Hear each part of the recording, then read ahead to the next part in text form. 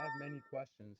The first of all is, this is a water pipe, and second, is that a live sewer? Because three or C or however you go about it chronologically, what in the hell is that?